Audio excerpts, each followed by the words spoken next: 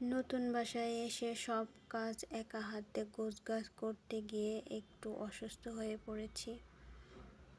So hello everyone, আসসালামু আলাইকুম। আপনারা সবাই কেমন আছেন? আশা করি সবাই অনেক বেশি ভালো আছেন।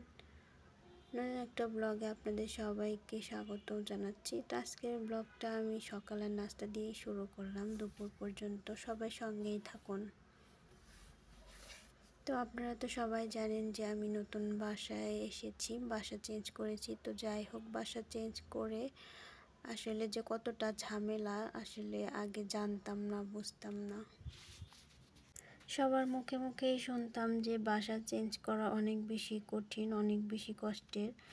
তো এইবার নিজেই বুঝলাম যে আসলেই বাসা চেঞ্জ করা অনেক কষ্টের। বাসা থেকে আসার আগের থেকে গোছগাছ শুরু করতে হয়। তো নতুন বাসায় আসার পরেও অনেক কাজ থাকে, অনেক গোছগাছ করতে হয়। তো সব কিছু একা হাতে করতে গিয়ে একদম অসুস্থ হয়ে পড়েছি, শারীরিকভাবে একটু অসুস্থতা ফিল করছি। তো যদিও বাসা মোটামুটি গোছগাছ করা কমপ্লিট হয়ে গিয়েছে, কিন্তু এখন শরীরটা একটু বেশি দুর্বল আর একটু শরীরটা একটু খারাপ লাগতেছে। নিজেকে ক্লান্ততা অনুভব হচ্ছে, মনে হচ্ছে হাত পাও ভেঙে এক জায়গায় বসে থাকি, বসলে উঠতে মন চায় না, উঠলে বসতে মন চায় না, এরকম অবস্থা একদম হয়ে গিয়েছে। তো তারপরেও তো সব ভালোই হয়ে গেছে, তার জন্য খুব বেশি ভালো লাগতেছে। তো যাই হোক, আজকে আমি দুপুরের নাস্তা বানানো কমপ্লিট করে সকালে নাস্তা বানিয়ে তারপরে দুপুরে রান্নাবাড়া চলে এসেছি। তো আজকে একটু আদা রসুন বাটা ছিল না, তো সেই জন্য কিছুটা আদা রসুন ছুলে নিলাম, বেটে রেখে দেবো ফ্রিজে।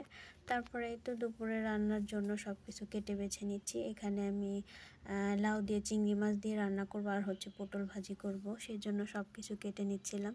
আর চিংড়ি মাছটা এখানে আমি কিছুটা রেখে দিলাম, আর কিছুটা আমি এখন বেছে নেব। তো চিংড়ি মাছ বাছা হয়ে গেলে তারপর আমি আদা রসুনগুলো বেটে ফ্রিজে রেখে দেবো। বাটা থাকলে রান্না করতে গেলে তাড়াতাড়ি করে রান্না করা হয়ে যায়। তো তারপরে এখানে আমি পটল ভাজিটা করে নেব। সব কিছু কেটে কুটে গুছিয়ে রান্না করতে আসলে রান্নাটা একটু তাড়াতাড়ি হয়ে যায়, এজন্য সব কিছু রেডি করে নিয়ে আসছি। এখন একটা একটা করে বসিয়ে দিব। তো পটল ভাজি হয়ে গেলে আমি লাউটাও বসিয়ে দেব। তো যেহেতু নতুন সংসার, মানুষজন কম, এই জন্য তরকারি অল্প অল্প করে রান্না করা হয়। যদি একটু অল্প অল্প করে রান্না করি তারপরেও কিন্তু এই তরকারিগুলো থেকে যায়। আলিজার আব্বু তো তরকারি বেশি খেতে চায় না, সবজি জাতীয় খাবার বেশি খেতে চায় না, সে ভাজা পোড়া বা ভুনা টাইপের খাবারগুলো বেশি পছন্দ করে। তো যতটুকু খাওয়ার আমি খাই, যে একটু একটু করে যদিও রান্না করি তারপরেও দেখা যায় তরকারি বেঁচে যায়। তো অপচয় করা আমি একদমই পছন্দ করি না, যদিও আমি অল্প অল্প করে রান্না করি।